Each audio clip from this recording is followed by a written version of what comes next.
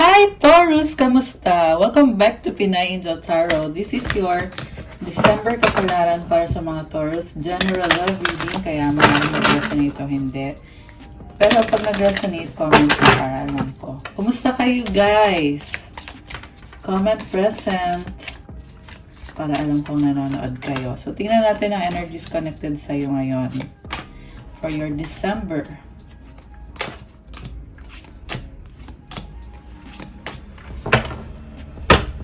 Kuha ko muna kayo ng angel numbers.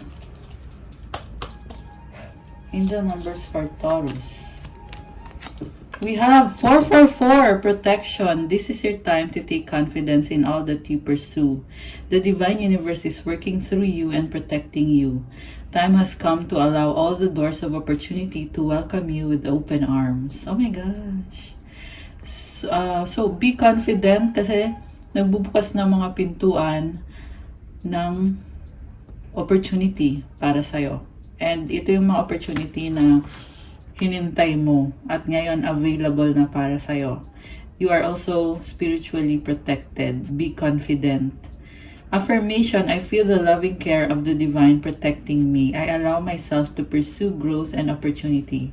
So magpatuloy ka lang kasi pinoprotektahan ka at nagkakaroon ka ng growth at opportunity. Comment, claim protection. And comment nyo din 444 to claim this good energy. Okay, isa pa. 1313 clarity. As the storm passes, the clarity is felt faster than lightning is seen against a dark sky.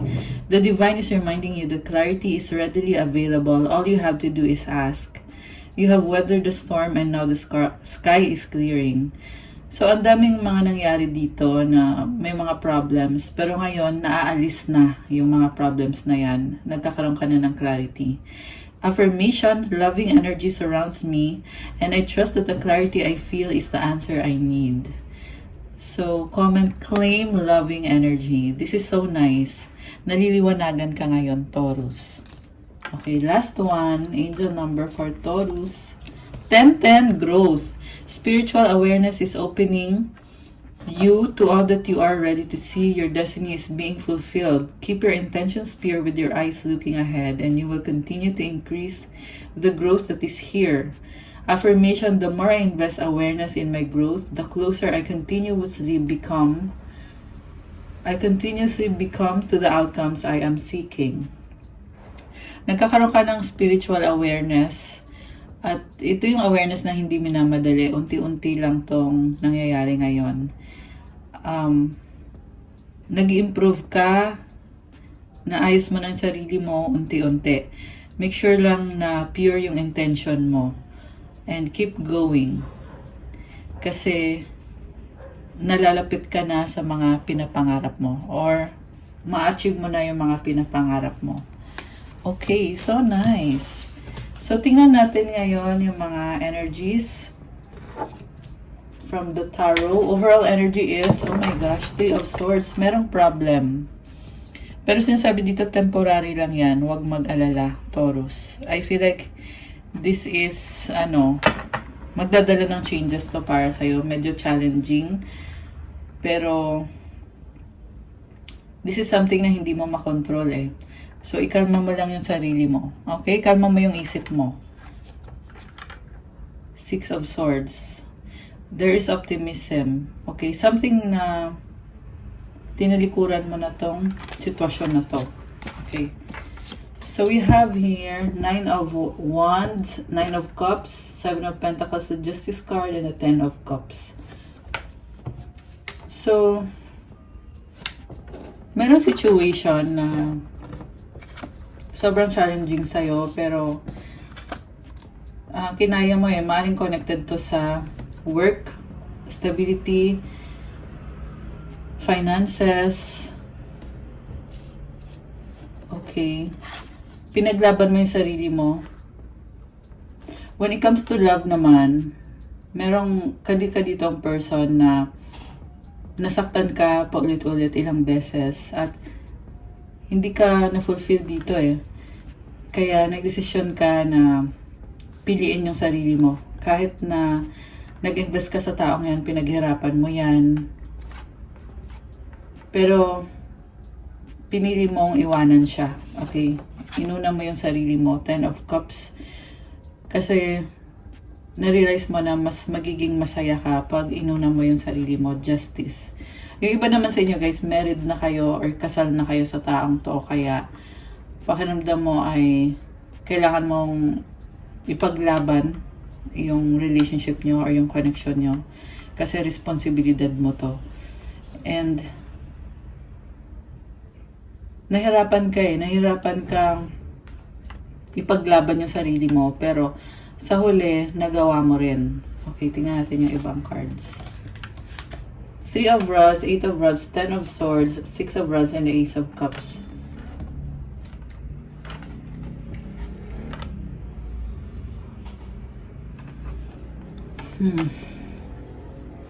So, maaring may matatanggap kang message about this person na parang gumaganti eh. Parang gusto kang saktan, hindi makamove on itong taong to.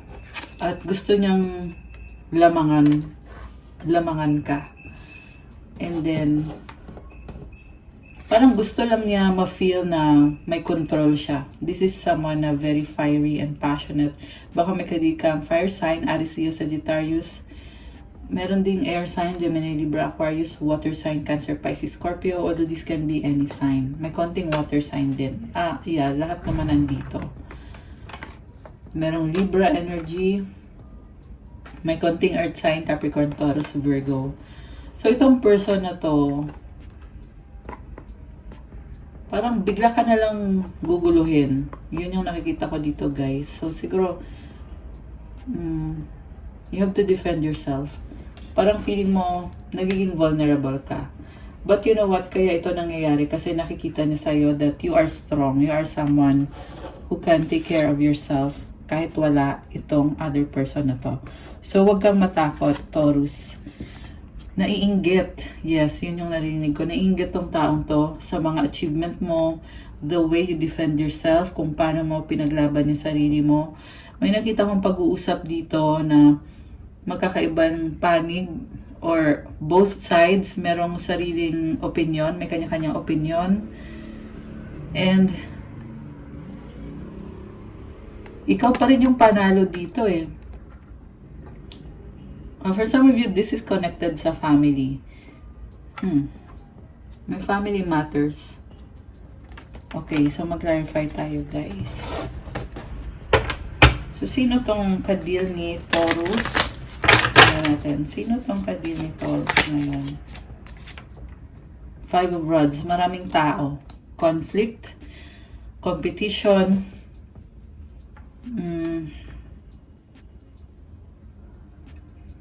Hindi maka-move on simula nang iniwanan mo itong taong to or itong mga taong to. 6 of Cups.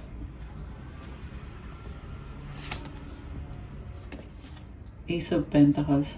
I'm getting na merong gustong i-offer sa'yo. Merong gustong i-offer sa'yo. Okay, pero you are protected. Parang you are blocking the offer. And then,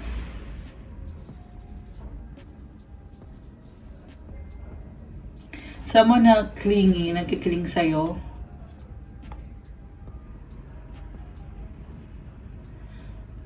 Parang merong trying to induce you, or parang merong ino-offer sa'yo, pero it's a trap. Okay, yun yung narinig ko. Ita-trap ka para makuha niya ulit yung loob mo at gustong mapasunod ka or gustong kontrolin ka. What lies below? 4 of Pentacles. Yeah, hindi maka-move on, hindi ka ma-let go nitong taong to or mga taong to.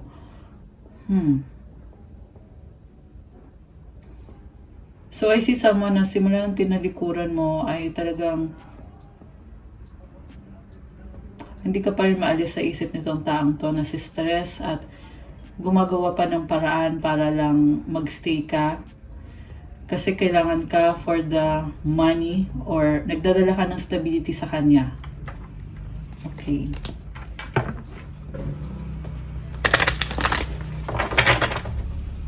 Okay, na-obsess tong taong to ah.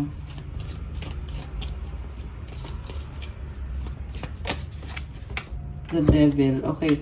So, sinasabi dito, this is a very toxic connection na kaya ka nga umalis eh. Ayan o, 8 of Cups. Tinalikuran mo na to.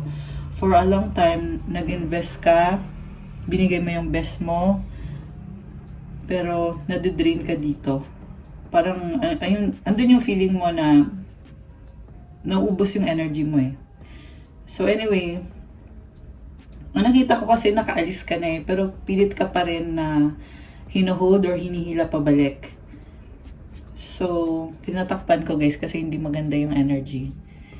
And, huwag ka nang bumalik kasi masaya ka na kung nasan ka ngayon, Temperance. Ito, nag-heal ka ngayon. Simula nung umalis ka dyan, nai-heal mo na yung sarili mo. Patience is the key. Okay, baka may kadeal kang Capricorn. Water sign, Cancer, Pisces, Scorpio, Sagittarius energy. Okay. Star, you are healing. Alam mo, ang ganda ng energy mo since tumalikod ka. Napakadaming opportunities para sa'yo, Taurus. Also, nasa spotlight ka eh. Habang nasa spotlight ka, lalo kang guguluhin ng mga energies ng mga tao na hindi meant para sa'yo. So, you have to protect yourself and be careful. And, kailangan maging bulag ka. Ayun, kung kailangan maging bulag ka sa mga taong yan, kasi masasayang yung energy mo, masasayang yung oras mo. You are actually in a very good place with this star card. 9 of Pentacles. You are single, independent, and free. You are thriving. Tingnan mo yung grapes, oh, kulay violet. So, it took you a long time para magkaroon ng harvest. Kasi itong grapes, matagal mag-grow yan eh, lalo na yung fruits. So, dumating ka na sa point na pa-harvest ka na. Kaya protektahan mo yung harvest mo at i-enjoy mo. Ace of Rods, you want to follow your heart, do what is best for you, at deserve mo yan. Sobra kang hardworking. At nakikinig sa universe, nakikita ni universe yung sikap mo. This is a very empowering message na you're taking it one day at a time, at nakikita ni universe yun. Kaya binibigyan ka ng blessing na deserve mo. Pati yung mga desires ng puso mo, i-grant yan or na-grant na. Ayan. Okay? Ginugulo ka lang talaga nitong mga energies na to. Tingnan natin. Bakit nga ba ginugulo ka at hindi makamove on to? Yung iba sa inyo guys, merong legalities na involved dito. At yung legalities more on may emotional bias eh, na nakikita ko. Alam mo yung feeling na papahirapan ka para ma-feel nitong taong to na siya yung malakas, siya yung may control. So, it's very immature, if you will ask me. Very immature. Okay, bakit ka nga ba ginugulo? I don't want to be alone. Kasi feeling niya, simula nung umalis ka, or iniwanan mo siya, mag-isa na lang siya. Oh my goodness, napaka-selfish. Don't put up with my BS. Kaya ka nga umalis kasi you don't wanna put up with this person's BS. Very clingy yung nakikita ko. Ayan. I need to hold back my true feelings for you. So, tinatago niya the fact na kailangan ka niya, the fact na gusto ka niya, dahil sa pride. Diba? Pero lumalabas din kasi yung totoo eh. You deserve better. Kaya ko umalis kasi alam mo na you deserve better. I am blocked. Okay, you block this person. So, the more kasi na you are ending things with this person, the more ka na lumalakas. Okay, nalaglag. Okay, ang daming nalaglag. So, I can't take it anymore. Oh my gosh. Obsessed sa'yo tong taong to. I long for your kiss. I don't know where to start. So, gumagawa ng kung ano-anong paraan para mapabalik ka. You've triggered me. Okay, you really triggered them. Oh my goodness. So,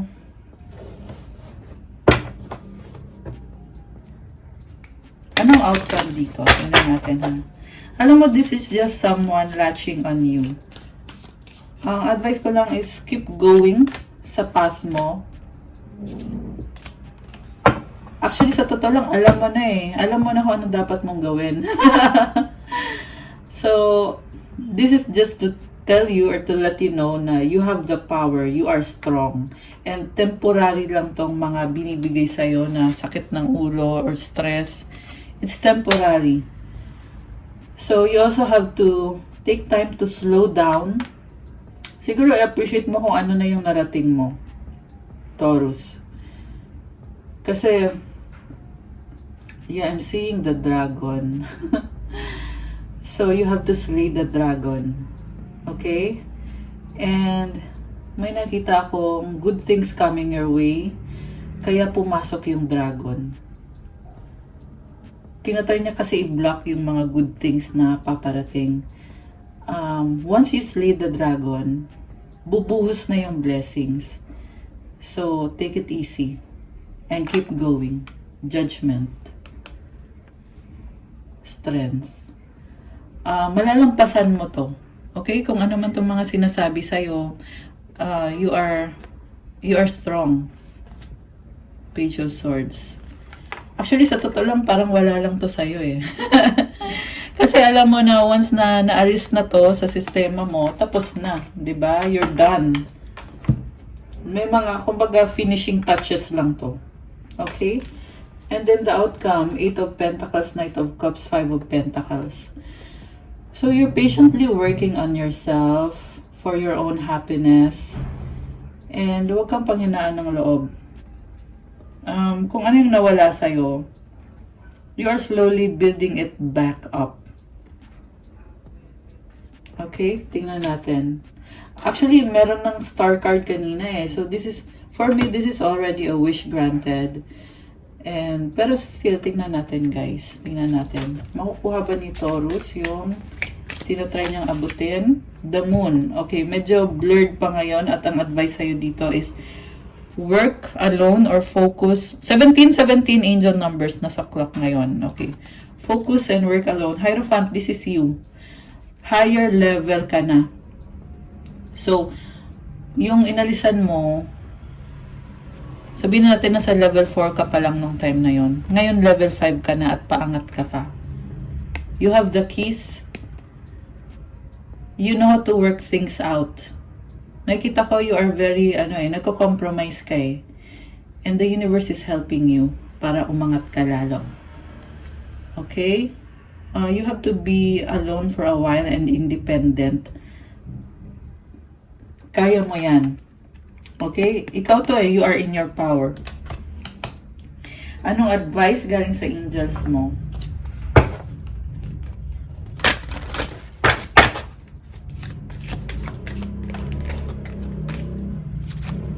At advice or wisdom for the Taurus. Okay, kuha tayo.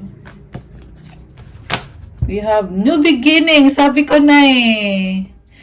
Merong new beginning para sa'yo na sobrang makulay, sobrang ganda. Yung dragon na yan, panggulo lang yan. Alisin mo yan sa eksena. You can rest easy. So, ito, may shadow pa dito. Oh. Ayan. This is about balance. Okay? Papasok ka na sa bagong portal. Oh. Kita mo, ang ganda ng angel. Very pure. Thank you, angels, for opening up the doors to change. I am ready. Oh my gosh, I love it, guys. Comment, claim new beginning. Comment, I am ready. Ilagay nyo dyan sa comments. Oh my gosh, grabe. Oh, diba? Balance. This is about your truth. Yeah, ito na nga, oh, Justice card. And it's showing me na you already know what is right or wrong. You know what to do. You know how to balance things, balance the situation, balance yourself, and you're doing it from a place of purity. Kaya supported ka ng universe. Comment, claim, balance. At sabi dito, thank you angels for bringing my life into balance. Binabalanse yung buhay mo. So there's nothing to be sad about. Okay? In fact, this is something na you should embrace kasi binabalanse yung buhay mo. This is a blessing for you, Taurus. Claim it. Ayan, comment, claim balance, claim blessing. I love this reading for you guys. And yung advice is feelings, emotions want to be felt. You really can't surrender something until you deeply feel it. Allow me, dear divine, to offer all emotions to you. Feeling them fully so they no longer hold me captive. Medyo na-overwhelm ka ngayon ng emosyon mo, pero sinasabi kasi dito, sige, i-feel mo yan. Kasi part of the process yan. At isurrender mo yung feeling na yan kay God. And it will set you free. The act of surrendering the feelings, it will set you free. Para kang, alam mo yung balloon na nag-burst? Sumabog yung balloon. Balloon na punong-puno ng tubig. Yan yung pinapakita sa akin balloon. Tapos yung prick it with a needle. Tapos, boom. You are free. Once you let all the emotions out, or once you surrender the emotions to God, you will be free. Feeling them fully so they no longer hold me captive. Ayun, yun ang gawin mo. Actually, ang gaan ng image dito, mga flowers. So, take it easy sa sarili mo. Surrender it to God. Okay? Comment nyo dyan, I surrender my feelings to God. Ayan. Okay, guys. That's all for you, Taurus. Para sa iyong December kapalaran. Thank you for watching. Advance Merry Christmas. I love you, guys. Comment kung nag-resonate at i-like niyo yung video. Subscribe and hit the notification bell. Kung kailangan nyo ng gabay, in case nag-resonate ang reading at kailangan nyo ng more information, you can book a private reading. Nasa description box lahat ng details. Message lang kayo sa Viber or sa WhatsApp para mas mabilis. Also, check out my Instagram. If you want to start your crystals journey, tutulong to sa manifestation mo, to unblock your chakras, to iba-iba ng benefits. Merong to attract love, money, wealth, prosperity, abundance, protection, mental clarity, vitality, wisdom, at marami pang iba. So, tingnan nyo na lang doon at pa-follow na din po kasi kailangan ko yung support nyo sa Instagram ko. Thank you again, Taurus! I love you guys! And see you again soon. Have a good day. God bless you all and stay safe. Bye!